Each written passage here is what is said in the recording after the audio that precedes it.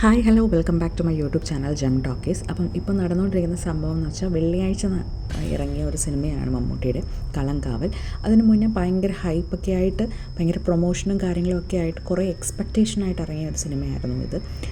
ഇപ്പോൾ നിലവിൽ മമ്മൂട്ടീനെയും വിനായകനെയും ഡീഗ്രേഡ് ചെയ്യാനുള്ള ശ്രമമാണ് ഇപ്പോൾ നടന്നുകൊണ്ടിരിക്കുന്നത്. അതായത് കാസ്റ്റ് അത്ര നന്നായിട്ടില്ല എന്നുള്ളത്. പക്ഷേ എനിക്ക് പറയാനുള്ളത് കണ്ട എല്ലാവർക്കും, അതായത് കണ്ട എല്ലാവർക്കും, നോ സ്പോയിലേഴ്സ് കേട്ടോ, കണ്ട എല്ലാവർക്കും നല്ലതായിട്ട് മനസ്സിലാവും ഇറ്റ്സ് കറക്റ്റ് കാസ്റ്റാണ്. വേറൊന്നും കൊണ്ടല്ല, അതായത് മമ്മൂട്ടിയുടെ സ്ഥാനത്ത് ഇപ്പോൾ പൃഥ്വിരാജ് വന്നാലോ അല്ലെങ്കിൽ ദുൽഖർ സൽമാൻ വന്നാലോ ആപ്റ്റ് ആവുന്ന ഒരു കാസ്റ്റ് അല്ല. ബിക്കോസ് ഈ സൈനൈഡ് മോഹൻ എന്നൊരു കഥാപാത്രത്തിനെ ആസ്പദമാക്കി എടുത്തൊരു സിനിമയാണിത്. അപ്പം ഈ സൈനൈഡ് മോഹൻ എന്ന് പറയുന്ന ഒരു വ്യക്തി മധ്യവയസ്കനാണ്. അതായത് രണ്ടും മൂന്നും നാലും കെട്ടി 5-6 മക്കൾ അതിൻ്റെ ഇടയ്ക്കുള്ള ഒരു ആളാണ് ഈ സൈനൈഡ് മോഹൻ. സോ അപ്പം മമ്മൂട്ടി അതിന് നല്ല ആപ്റ്റാണ്. മമ്മൂട്ടി അതിലൊരുപാട് പുതുമ കൊണ്ടുവരാൻ മമ്മൂട്ടിക്ക് സാധിച്ചിട്ടുണ്ട്. മമ്മൂട്ടിയുടെ എക്സ്പ്രഷൻ ആവട്ടെ, അതായത് ആദ്യം മുതൽക്കേ ആ സിനിമ നമ്മളെ പിടിച്ചിരുന്നുണ്ട് എന്താണ് നെക്സ്റ്റ് എന്നറിയാൻ വേണ്ടി. അത് തന്നെ ഒരു വലിയ ബ്രില്യൻസാണ് ആ സിനിമയുടെ.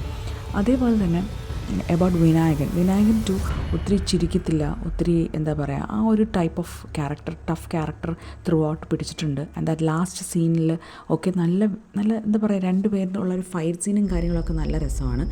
അത് എന്തുകൊണ്ട് ഈ കാസ്റ്റിംഗ് അത്ര പോരാ എന്ന് പറയുന്നവരോട് എനിക്ക് മനസ്സിലാവുന്നില്ല എന്താ സംഭവം. അവർ ഉദ്ദേശിക്കുന്ന ഈ പൃഥ്വിരാജ് പോലെയുള്ള ആൾക്കാരെ കാസ്റ്റ് ചെയ്യണമായിരുന്നോ?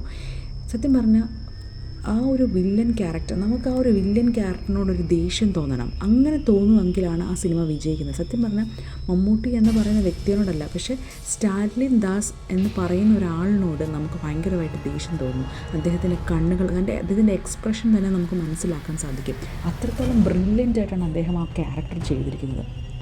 പലരും പറയുന്നുണ്ട്, എന്താ പറയുക, കാസ്റ്റിംഗ് തെറ്റാണ്, ഡീഗ്രേഡിങ് ഒരുപാട് നടക്കുന്നുണ്ട്. പക്ഷേ പേഴ്സണലി എൻ്റെ ഒരു ഒപ്പീനിയൻ വെച്ചിട്ട് നന്നായിട്ട് മമ്മൂട്ടി ചെയ്തിട്ടുണ്ട്.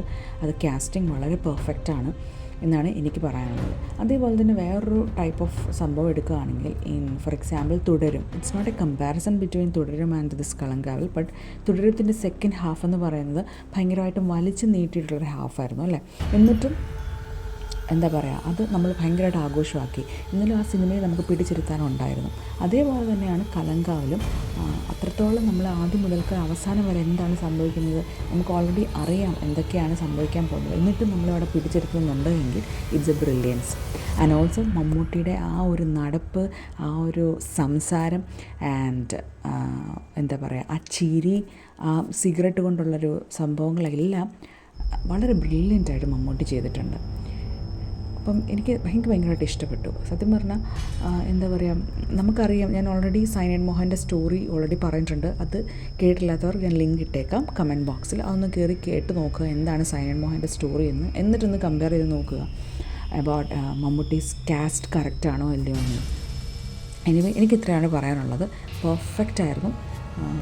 എല്ലാവരും പോയി ഒന്ന് കാണുക. കണ്ടിട്ടില്ലാത്തവർ, ഞാനൊരു പോളിട്ടപ്പോഴത്തേക്കും പകുതി പേരും കണ്ടിട്ടില്ല എന്നാണ് ഇട്ടിരുന്നത്. സോ ഒന്ന് കണ്ടിട്ട് നിങ്ങളൊന്ന് അഭിപ്രായം പറയുക, കമൻറ്റ് ചെയ്യുക. ഇത് കാസ്റ്റിംഗ് സൂപ്പറാണോ അല്ലയോ എന്നുള്ളതൊന്ന് കമൻറ്റ് ചെയ്യുക.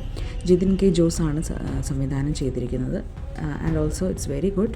എല്ലാവരും ഒന്ന് കണ്ടിട്ട് കമൻറ്റ് ചെയ്യാൻ ശ്രമിക്കുക കേട്ടോ. Thank you so much.